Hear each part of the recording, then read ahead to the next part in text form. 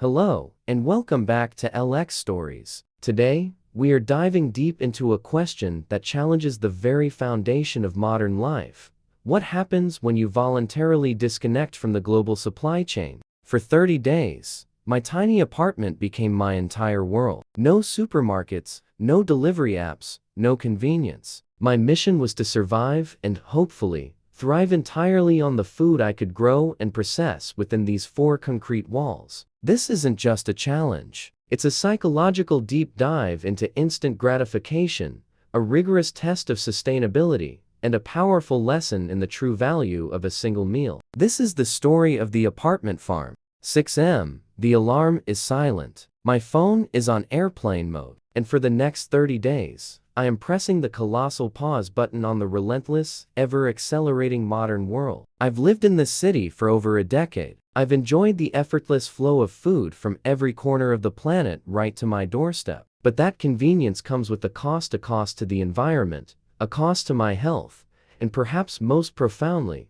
a cost to my sense of self-reliance. I spent 6 months in preparation, not just gardening, but planning and researching the logistics of micro-survival. This is my entire farm, a south-facing window, a tiny balcony, and a laundry closet repurposed with LED grow lights. My primary goal was to secure 3 things: carbohydrates, protein, and micronutrients. For carbohydrates, I have these repurposed vertical sack gardens containing sprouted potatoes, and a micro batch of ancient grains barley and rye that I hope will yield enough to mill into a meager flour. For protein, this is the most daunting corner: a small, temperature-controlled incubator holding fertilized eggs, and a fragile culture of kefir grains that are my only hope for digestible protein. My micronutrients come from this small hydroponic rig, cycling water and essential salts to provide lettuce, kale, and chives. The rules are simple, but the simplicity is a ruthless lie.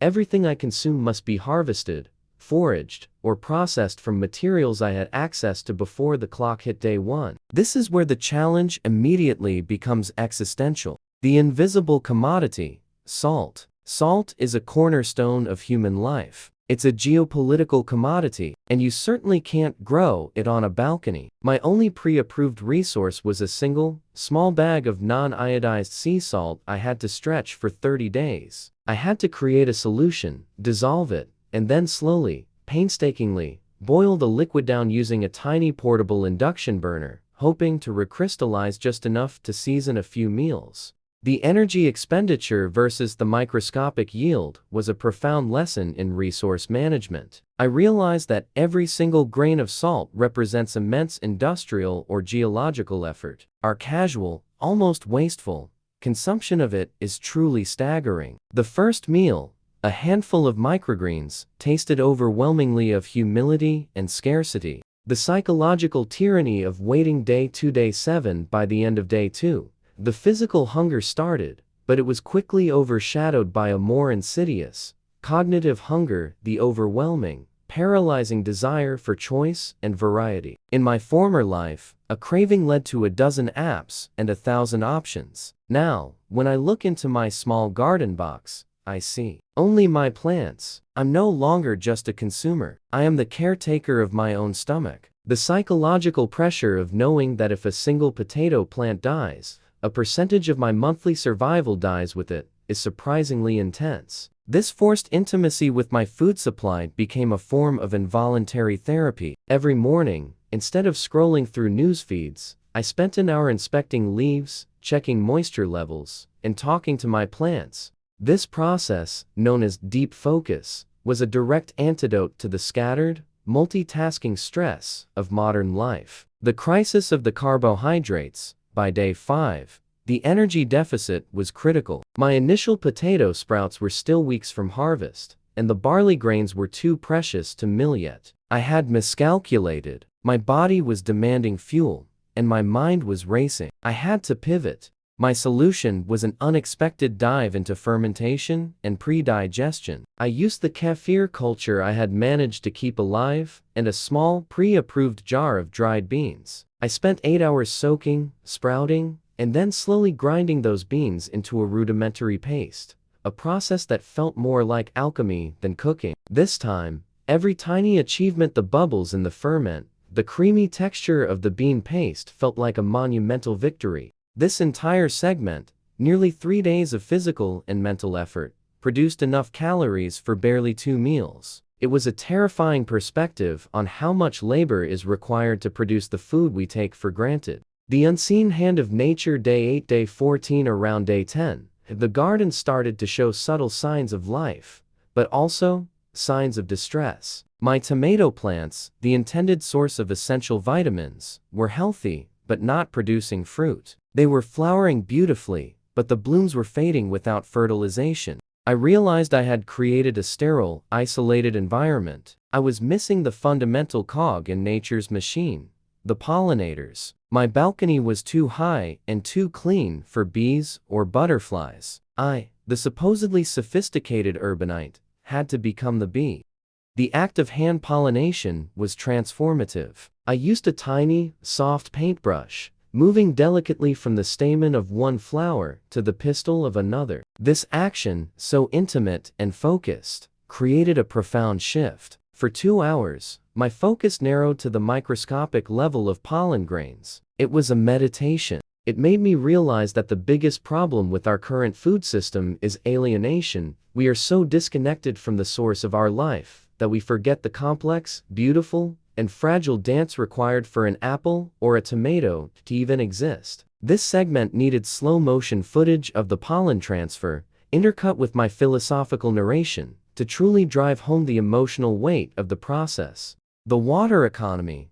Water became the other great obsession. The city provides limitless clean water, but my system demanded self-sufficiency. I had set up a rudimentary rain collection system using an old tarp and a series of buckets, hoping to offset my reliance on tap water. The first rainstorm became a moment of ecstatic anxiety. Every drop was gold. The feeling of watching the city's stormwater run off into the streets, while I desperately collected a few gallons of clean water, was a direct, visual metaphor for the modern waste cycle. I spent an entire segment calculating my water footprint for those 30 days, comparing it to the average American's daily use, and the results were shocking. The mid-challenge revelation. Day 15, day 21. By the midpoint, something shifted. The intense physical hunger faded, replaced by a deep mental clarity. The simple, unprocessed, high-fiber diet had cleansed my system. I was sleeping better than ever. The constant, low-level anxiety that usually defined my days, the fear of missing out,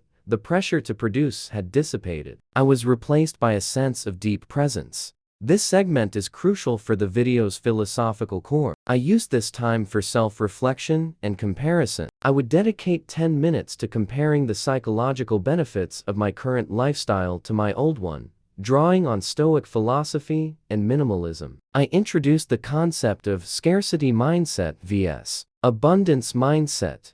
Old life, abundance of choice, led to a scarcity of satisfaction. New life, scarcity of options, led to an abundance of appreciation. The biggest visual cue during this segment was the slow, beautiful time lapses of my plants growing, contrasting them with fast-paced, hectic AI-generated footage of city traffic and constant digital notifications. The first harvest, the potato gold rush. On day 20, the moment finally arrived. With absolute reverence, I carefully tipped the sack garden. The feeling of pulling that first, small, earthy potato from the soil was not just satisfaction. It was an overwhelming sense of vindication. I described the texture, the deep, rich, nutty flavor that commercial potatoes simply lack. This wasn't food grown for scale. This was food grown for soul. This harvest was the turning point that sustained me for the final push. Crisis, conclusion, and the legacy. Day 20 to day 30, the great fungal fear. Day 25.